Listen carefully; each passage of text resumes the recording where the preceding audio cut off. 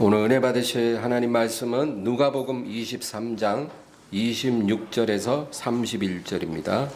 누가복음 23장 26절부터 31절까지 말씀 다 같이 합독하겠습니다. 그들이 예수를 끌고 갈 때 시몬이라는 구레네 사람이 시골에서 오는 것을 붙들어 그에게 십자가를 지워 예수를 따르게 하더라. 또 백성과 및 그를 위하여 가슴을 치며 슬피 우는 여자의 큰 무리가 따라오는지라. 예수께서 돌이켜 그들을 향하여 이르시되 예루살렘의 딸들아 나를 위하여 울지 말고 너희와 너희 자녀를 위하여 울라. 보라, 날이 이르면 사람이 말하기를 잉태하지 못하는 이와 해산하지 못한 배와 먹이지 못한 젖이 복이 있다 하리라. 그때 사람이 산들을 대하여 우리 위에 무너지라 하며 작은 산들을 대하여 우리를 덮으라 하리라. 푸른 나무에도 이같이 하거든 마른 나무에는 어떻게 되리요 하시니라. 아멘. 할렐루야.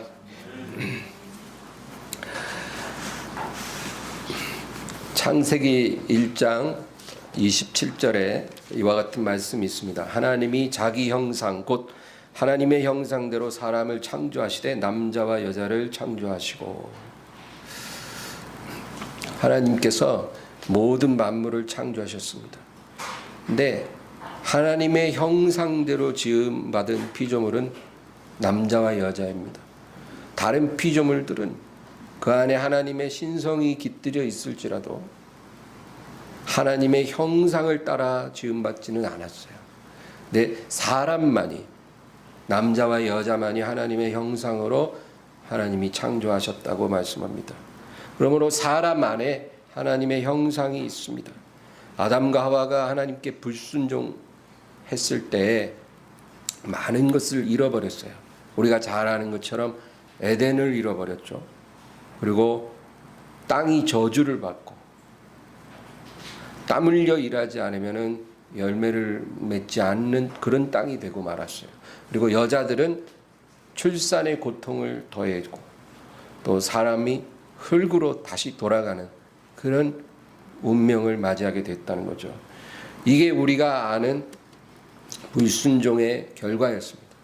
그러나 오늘 저는 한 가지를 더 말하려고 해요.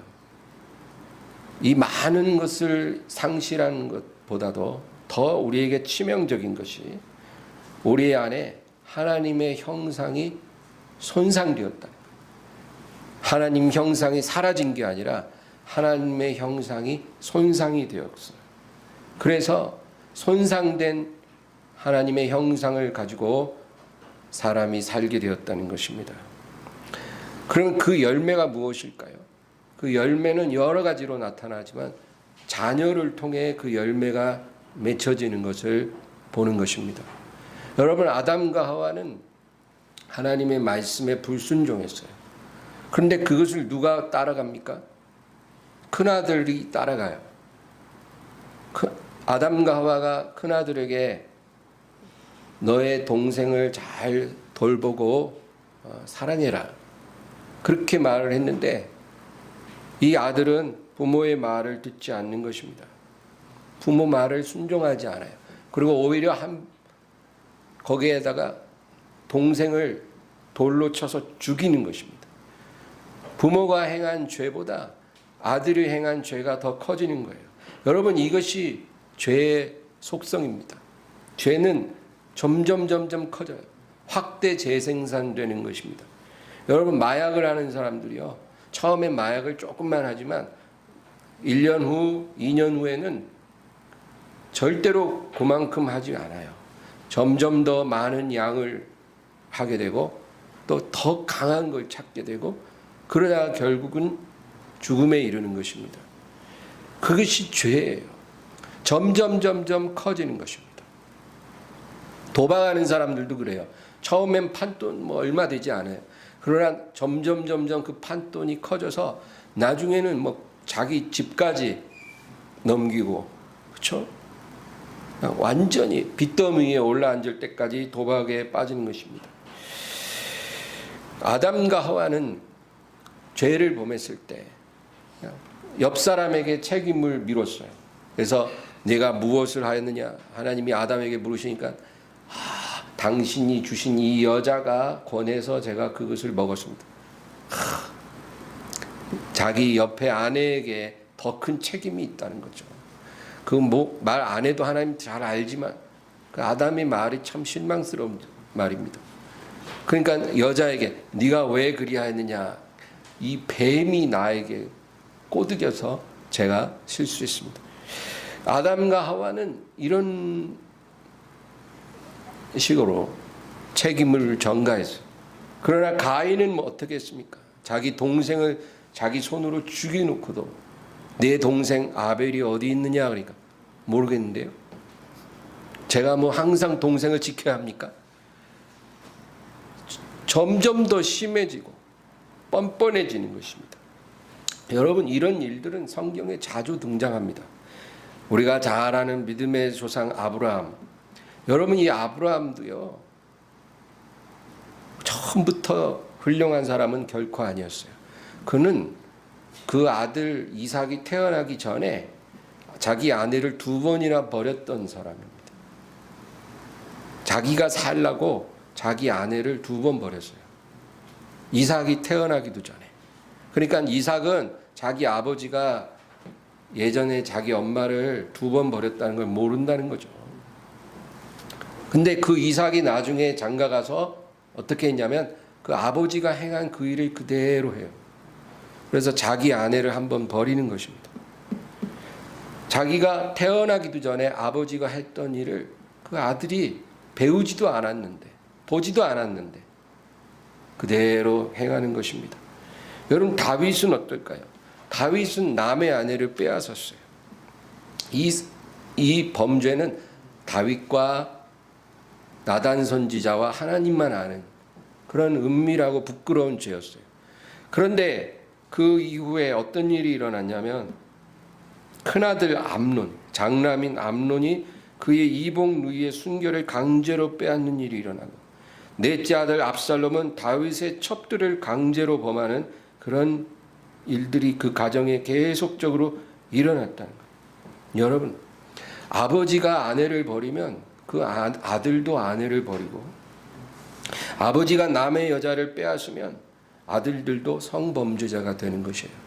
이것이 성경이 우리에게 적나라하게 말해주는 것입니다.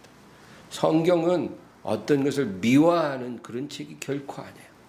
하나님을 온전히 섬긴 이야기, 정말 하나님을 슬프시게 했던 그러한 일들까지도 적나라하게 다 우리에게 말씀하십니다. 우리에게 그것을 교훈 삼으라는 거죠. 여러분, 이런 일들이 가인의 후손을 통해서 일어난 게 아니라 셈의 후손, 아브라함과 다윗의 생애 가운데 이런 일들이 일어났다는 사실을 우리가 주목해야 돼요.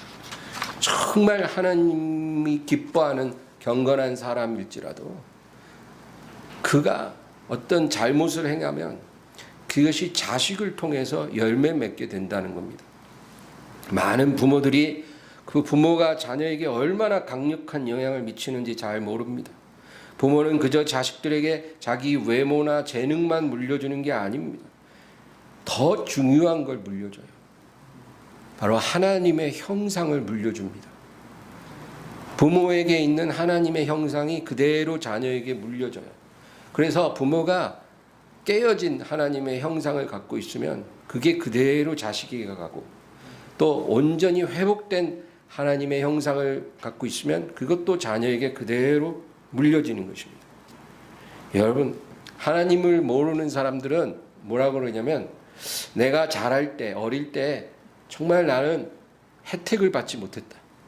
나는 제대로 먹지도 못했고 제대로 입지도 못했고 정말 공부하고 싶어도 공부할 수 없는 그런 환경 속에서 나는 자라났기 때문에 내 자식들에게는 이러한 궁핍을 내가 결코 되풀이하지 않을 것이라는 거예요. 그래서 정말로 많은 부모들이 자기가 갖지 못했던 그런 혜택을 자녀들에게 주기 위해서 정말로 애를 씁니다. 뼈 빠지게 일해서 자녀들만큼은 교육 잘 시키려고 그러고 또 정말 뭐든지 다 해주려고 하는 거죠. 그러나 아무리 그렇게 노력할지라도 그 자녀들에게 깨어진 하나님의 형상을 물려주게 된다면 그 모든 노력들이 아무 소용이 없게 될 것이라는 거예요. 이것이 성경이 우리에게 말해주는 인생의 진리예요. 부모가 자식에게 줄 수 있는 것 중에 가장 핵심적으로 중요한 것이 회복된 하나님의 형상을 자녀들에게 물려주는 것입니다. 그것이 복의 문이에요. 그걸 주지 못하면 그 어떤 것으로 자녀에게 공을 들일지라도 그 노력은 다 안개처럼 사라지게 된다는 것입니다. 그러므로 비록 부모가 물질적으로 자녀에게 많은 것을 주지 못할 수도 있어요. 세상의 어떤 지식이나 지혜를 가지고 자녀를 도와주지 못할 수도 있어요. 요즘 유행하는 뭐 아빠 찬스, 엄마 찬스 이런 거 자녀들에게 못 줄 수도 있어요. 특별한 재능을 물려주지 않을 수도 있어요. 그럴지라도 부모가 자녀에게 하나님의 형상을 온전히 물려주면 그 자녀는 복을 받을 것입니다. 아기를 가졌을 때부터 엄마가 그 아기에게 손을 얹고 기도하면서 출산하고 키운 아이와 하나님과 전혀 관계없이 살면서 아기를 낳았을 때 그 아이는 정말 많이 다를 것입니다. 제가 목회하면서 같은 태에서 태어난 아이인데도 정말 다르더라고요. 첫째 아이는 하나님 없을 때 태어난 아이고 둘째 아이는 하나님께 돌아온 후에 태어난 아이인데 많이 틀려요. 여러분, 우리가 보는 것과 하나님이 보는 건 달라요. 우리의 시간과 하나님의 시간은 달라요. 우리가 뿌린 대로 거두는 것입니다. 예수님의 제자들은 예수님을 3년 반 동안 가까이서 지켜보았어요. 정말 엄청난 특권이죠. 그런데 요한복음 1장 14절에 이렇게 말씀합니다. 말씀이 육신이 되어 우리 가운데 거하심에 우리가 그의 영광을 보니 아버지의 독생자의 영광이요 은혜와 진리가 충만하더라. 제자들이 예수님을 가까이서 보았는데 뭐라고 그러냐면 하나님의 독생자의 영광이 충만하고 은혜와 진리가 충만하시더라. 여러분, 이게 뭘까요? 예수님 딱 보니까 은혜와 진리로 충만하셔. 그것이 바로 하나님의 형상이에요. 우리가 하나님을 볼 수 없으나 예수님을 통해서 보여지는 것, 은혜와 진리가 충만하신 분, 그것이 바로 하나님의 형상이에요. 그러므로 제자들은 아주 가까이서 3년 반 동안 하나님의 형상을 본 거예요. 또 하나님의 형상을 들은 거예요. 그것이 바로 씨앗입니다. 씨앗이 뿌려지고 하나님의 형상이 씨앗이 뿌려지고 그러고 나서 오순절날 성령을 받고 나니까 제자들은 완전히 딴 사람이 된 거예요. 이것이 영적 세계의 법칙이에요. 하나님의 형상이 부모로부터 자녀에게 뿌려지고 그것이 씨앗이에요. 그 다음에 성령이 하늘에서 비처럼 내리면 그때 싹이 나서 자라기 시작하는 거예요. 그때 자녀의 영혼이 완전히 축복받은 영혼으로 싹을 틔우기 시작하는 거예요. 이것이 자연의 법칙이고 영적 세계의 법칙이에요. 여러분, 우리 옛말에 자식 농사라 말을 하잖아요. 자식 농사 짓는다. 이건 정말로 맞는 말이에요. 부모는 자식을 낳아서 그 자식이라는 밭에다가 농사를 짓는 거예요. 똑같은 밭인데 농사꾼에 따라 그 밭의 수확이 완전히 다르잖아요. 그게 자식 농사를 어떻게 짓느냐 하는 거예요. 그런데 농사를 잘 지으려면 씨를 잘 뿌려야 돼요. 애시당초 좋은 씨앗을 밭에 뿌려야 되는 거예요. 그 좋은 씨앗이 부모로부터 흘러가는 하나님의 형상이에요. 이것이 자녀에게 뿌려지고 그 다음에 하늘에서 비가 내리고 햇빛이 비추면 그때 이제 열매를 맺는 것입니다. 그런데 많은 부모들이 이 씨앗을 돈이라고 생각을 해요. 그래서 돈 씨앗을 많이 뿌릴수록 내 자식이 잘 되지 않을까. 여러분, 그것은 하나님을 모르는 죄인들의 비극이에요. 그들은 그 생각에서 벗어나지 못해요. 정말 부모가 많은 돈을 들이고 정말 많은 열심을 가지고 자녀를 기르면 잘 되지 않을까. 그러나 여러분, 이런 부모들이 실패하는 것을 정말 수없이 저는 보았습니다. 그런 사람들은 자기가 갖고 있는 이 열심을 애정이라고 생각하지만 그것은 욕망이에요. 자신의 안에 있는 욕망을 자식에게 투영하는 거예요. 그래서 내가 해보지 못한 거를 내 자식이 좀 해주었으면, 이 욕망이 결코 좋은 열매를 맺지 못하는 겁니다. 여러분, 성경은 오직 부모가 자식에게 꼭 물려주어야 할 것이 온전한 하나님의 형상이라고 말씀해요. 이것만이 성령의 역사로 말미암아 생명의 열매를 자녀들에게 맺게 한다는 것입니다. 그런데 부모들에게 이런 말을 하면 뭐라 그러냐면, 아이고 근데 목사님, 아이들이 어렸을 때는 부모가 너무 부족했고 몰랐다는 거죠. 그리고 지금 깨달은 후에는 너무 늦어버렸네요. 자식들이 다 커버렸어요. 어떻게 합니까? 여러분, 늦지 않았다는 거예요. 늦지 않았어요. 영적 세계에서 늦음은 없어요. 한강이요, 우리 한강 있잖아요. 한강이 60년대, 70년대는 엄청 오염됐었어요. 왜냐하면 그때는 생활하수가 그냥 여과 없이 한강으로 막 흘러 들어왔고 공장 폐수들 막 버렸어요.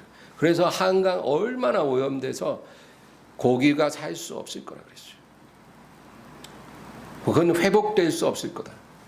근데 지금은 엄청 회복됐거든요. 왜 그러냐면 유입되는 오염수를 다 차단했어요. 공장은 이전시키고 생활하수들은 이제 하수도 정비를 해서 한강에 흘러 들어오지 않게 했어요. 오염수가 안 들어오게 하고, 그리고 상류에서부터 계속 깨끗한 물이 흘러내려오는 거예요. 그러니까 얼마 지나지 않아 한강은 깨끗해지고 지금은 막 물고기들이 막 뛰더라고요. 제가 한강 나가면 팔뚝만한 잉어가 막 펄쩍펄쩍 뛰는 걸 봐요. 그만큼 물이 깨끗해졌다는 것입니다. 상류에서 깨끗한 물이 흐르면 하류도 반드시 깨끗해집니다. 이것이 물리적 세계의 법이고 영적 세계의 법이에요. 부모가 하나님의 사람이 되면 자녀들이 하나님의 사람으로 변화될 수 있어요. 경건한 척, 여러분, 하나님을 속일 수가 없어요. 영적 세계에서는 속임수가 안 통해요. 정말로 부모가 하나님의 형상을 회복해야만이 자녀들에게도 그러한 일이 일어난다는 것입니다. 부모가 그리스도의 형상을 회복해야 자녀들도 그렇게 되는 거예요. 부모가 은혜와 진리로 충만한 사람이 되어야 자녀들도 그런 사람으로 변화될 수 있다는 것입니다. 그러면 어떻게 해야 우리가 이렇게 하나님의 형상, 그리스도의 형상을 회복하고 은혜와 진리로 충만한 사람이 될까요? 그게 중요하잖아요. 예, 우리가 변해야 자녀들도 변할 테니까요. 여러분, 이스라엘의 제사장들에게 하나님께서 꼭 중요하게 명령하신 것이 하나 있어요. 이 제사장들이 제사장 일을 할 때 많은 일을 해요. 백성들이 가지고 온 가축을 잡아서 피를 뿌리고, 그리고 하나님 앞에 제사를 드리고, 그리고 백성들을 위해서 속죄하는 일을 하는 거예요. 이런 제사장 일을 하기 전에 매일 반드시 해야 할 일들이 있는 거예요. 이 일들을 안 하면 제사장 일을 할 수가 없다는 거죠. 그게 뭘까요?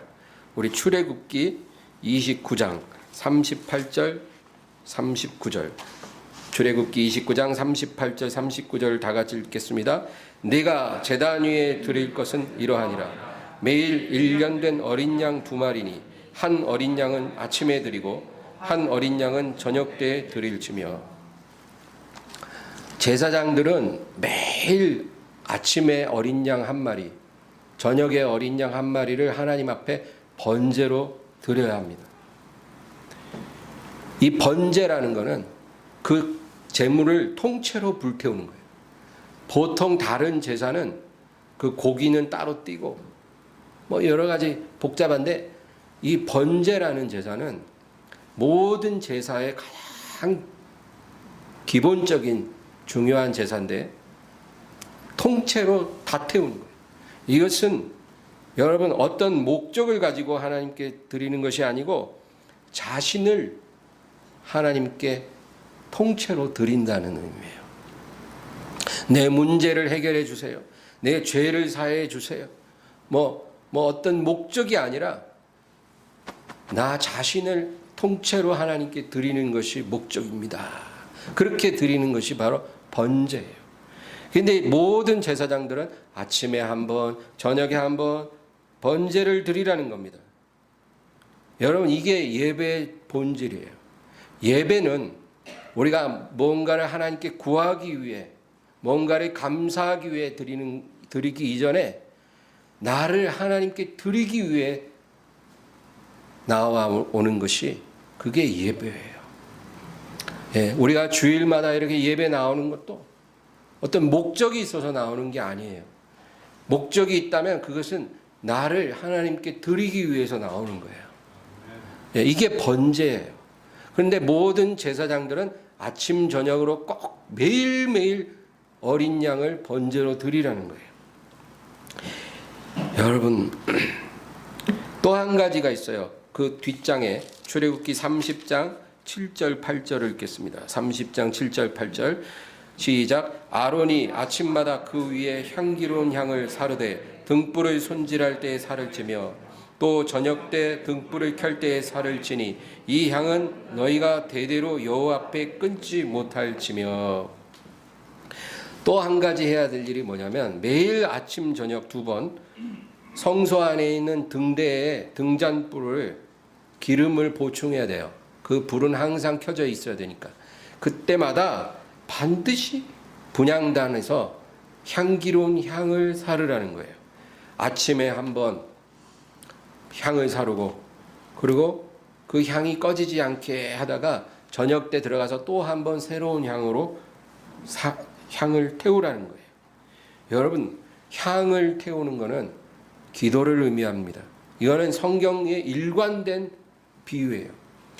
향을 태울 때는 그 향이 하나님께 올라가는 것, 기도를 의미하는 거예요.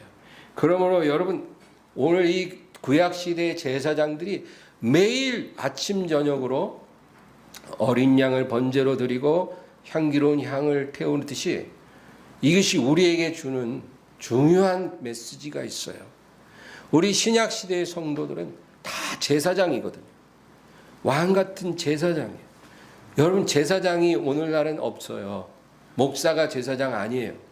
우리 다 똑같은 제사장이에요. 왜냐하면 우리가 다 어린 양의 피를 가지고 지성소로 직접 들어가거든요.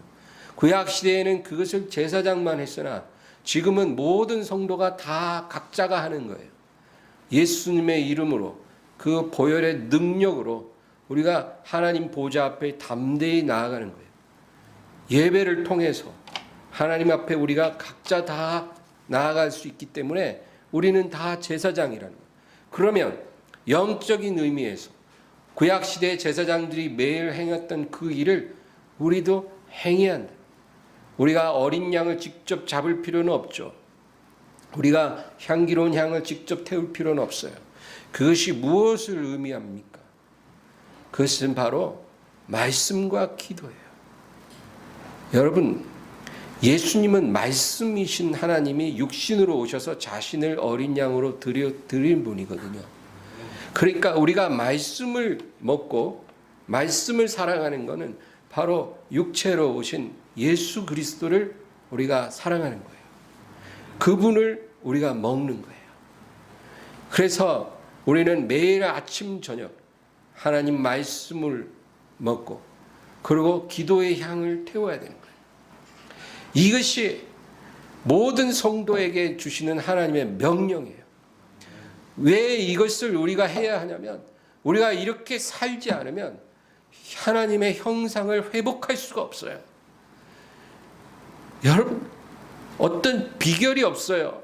지름길이 없어요. 묘책이 없어요. 하나님이 우리에게 가르쳐 주신 방법은 하나님의 제사장 된 자녀들은 아침 저녁으로 말씀과 기도로 내 앞에 나오라는 거예요. 너 자신을 드리라는 거예요.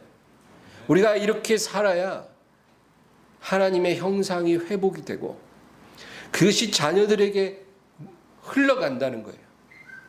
이 방법이 아니고는 어떠한 방법도 효과가 없다라는 것입니다.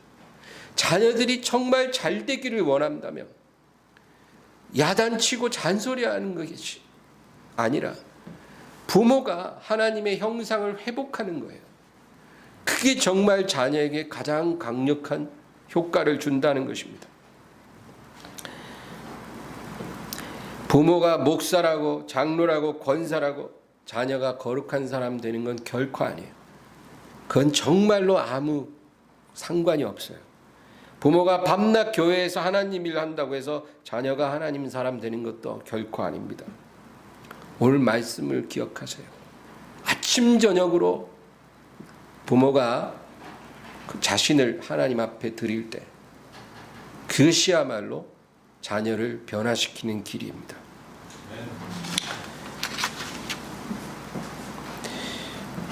여러분, 자녀들을 언제 야단칩니까? 부모는 자녀를 야단치잖아요. 야단치라고 성경에 말했어요. 요즘 세상에서는 뭐 꽃으로도 때리지 말라 뭐 이런 말 하지만 그건 전혀 성경적이지 않은 말이에요. 부모는 자녀를 몽둥이로 때려야 돼요. 하나님이 그렇게 하셨어요.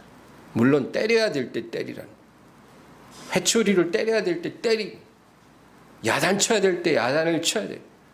그게 하나님의 훈육 방법이에요. 하나님도 우리를 그렇게 다루셔요. 부모도 자식을 야단칠 때 쳐야 돼요. 다만 언제 치냐는 거죠. 야단치지 말아야 될 때 야단치고 쳐야 될 때 안 치니까 문제지.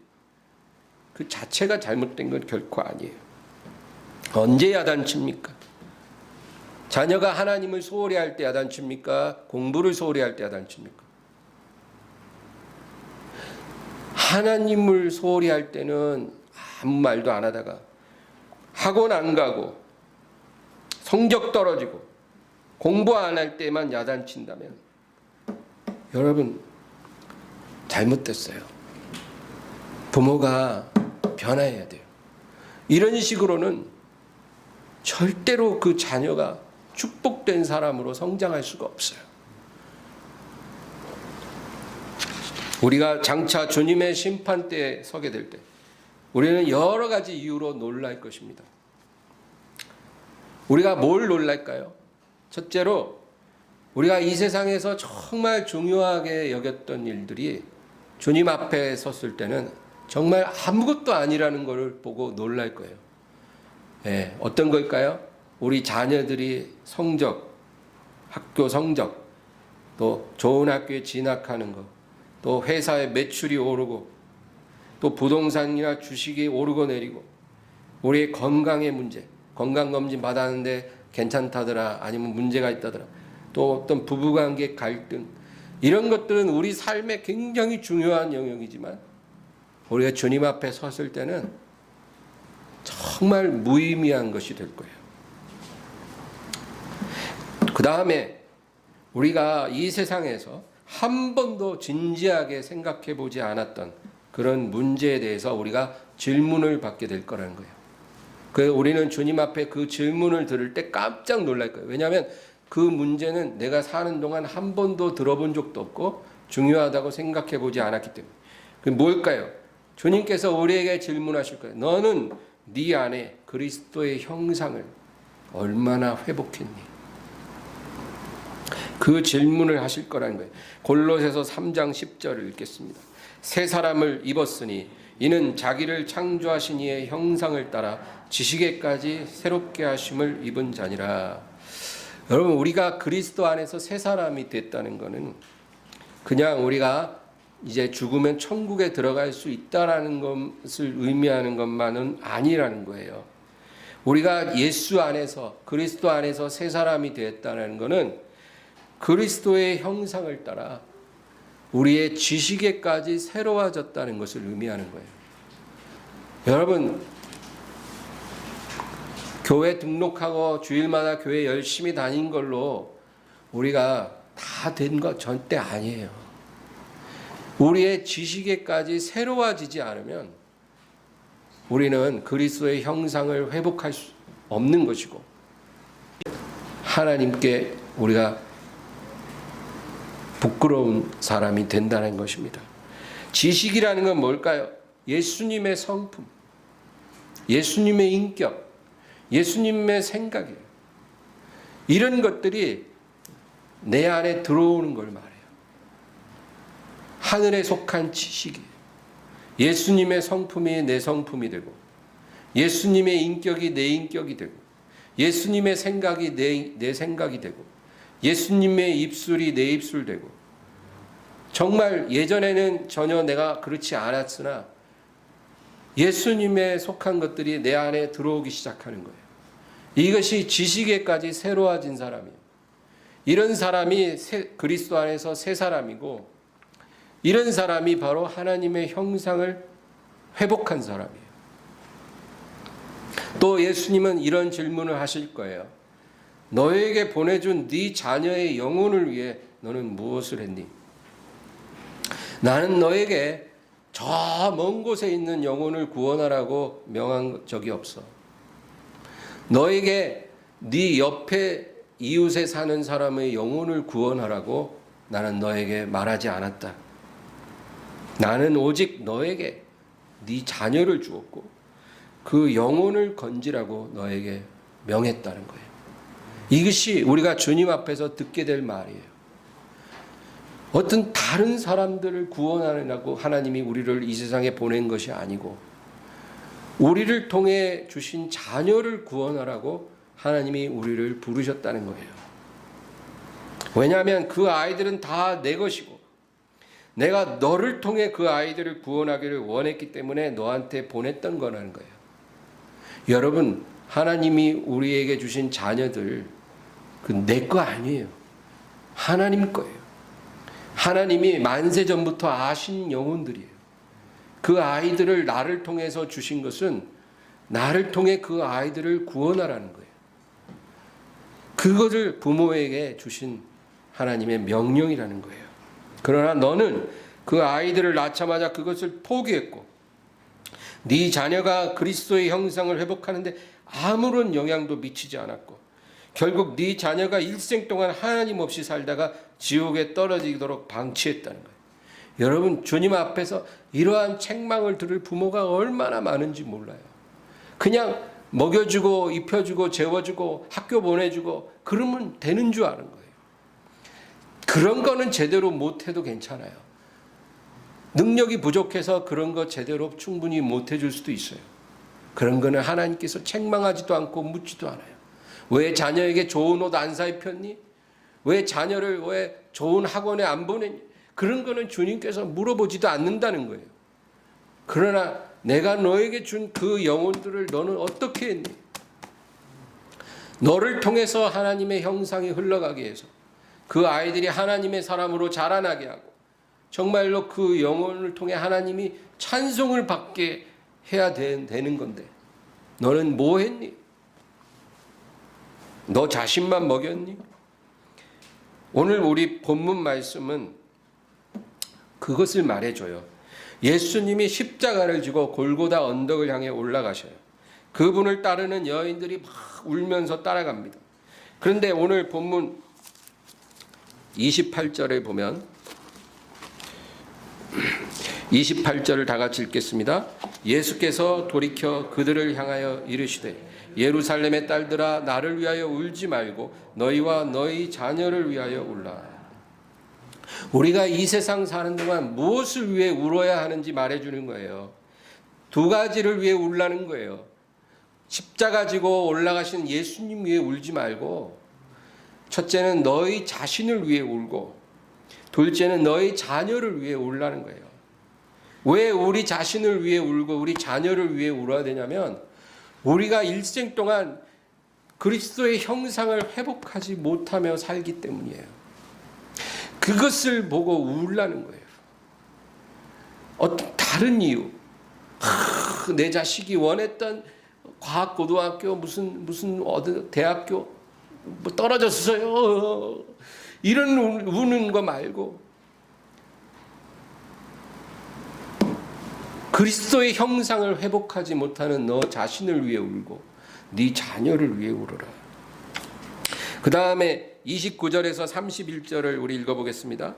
보라, 날이 이르면 사람이 말하기를 잉태하지 못하는 이와 해산하지 못한 배와 먹이지 못한 젖이 복이 있다 하리라. 그때 사람이 산들을 향하여 우리 위에 무너지라 하며 작은 산들을 대하여 우리를 덮으라 하리라.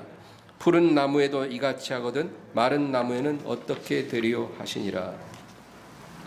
여러분, 성경에 나오는 예수님 말씀들 또 많은 예언들은 중의적입니다.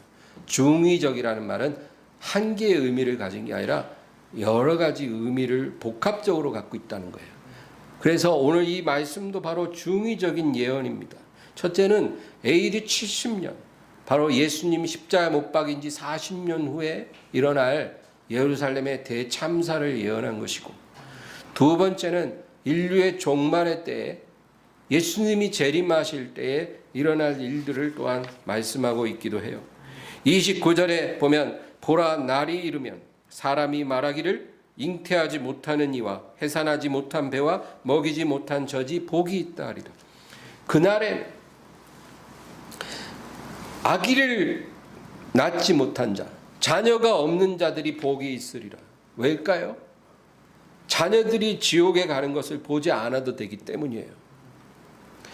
부모가 자녀가 지옥 가는 것을 보는 것만큼 괴로운 일이 어디 있겠어요. 근데 그러니까 자녀가 없고 아기를 낳지 못한 사람이 복이 있으리라. 30절은 그때 사람이 산들을 대하여 우리 위에 무너지라 하며 작은 산들을 대하여 우리를 덮으라 하리라.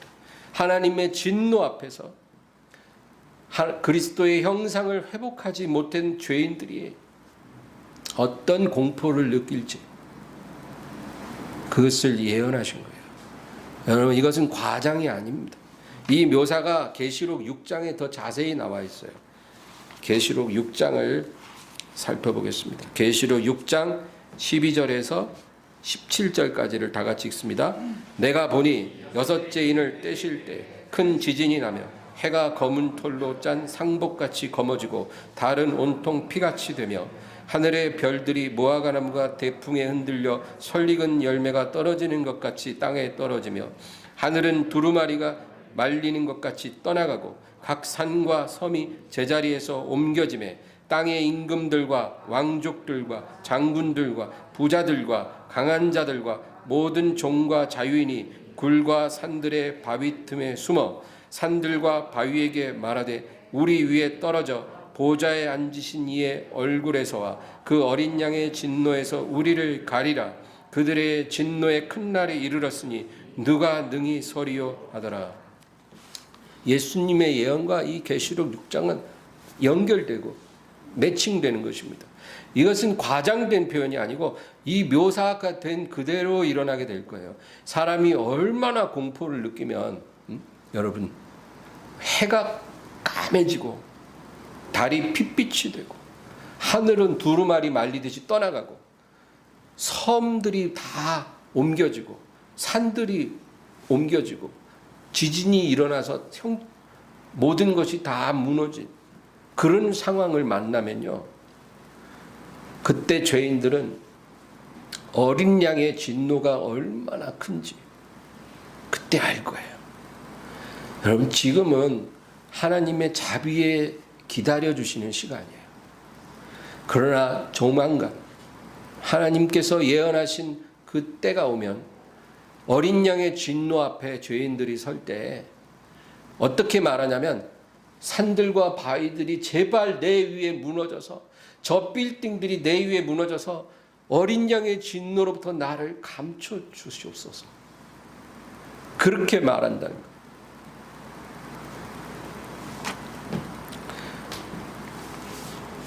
(31절을) 보면, 다시 본문으로 가서 31절로 가면, 푸른 나무에도 이같이 하거든 마른 나무에는 어떻게 되리요 하시니라. 푸른 나무라는 것은 구원받은 성도들을 말해요. 마른 나무라는 것은 구원받지 못한 죄인들, 그리스도의 형상을 회복하지 못한 죄인들이에요. 그런데 푸른 나무, 구원받은 성도들도, 그들조차도 그날에, 그리스도의 심판의 날에 두려워 엎드리게 된다는 거죠. 심판을 받지 않는 저와 여러분도 그 두려움 속에서 엎드릴 수밖에 없는 거예요. 그런데 하물며 마른 나무들에게는 어떻게 되리요? 영원한 절망 속에 무너지게 될 것입니다. 여러분, 그러므로 주님 오실 때까지 이 두 가지를 꼭 기억하세요. 첫째는 나 자신을 위해 울어야 돼요.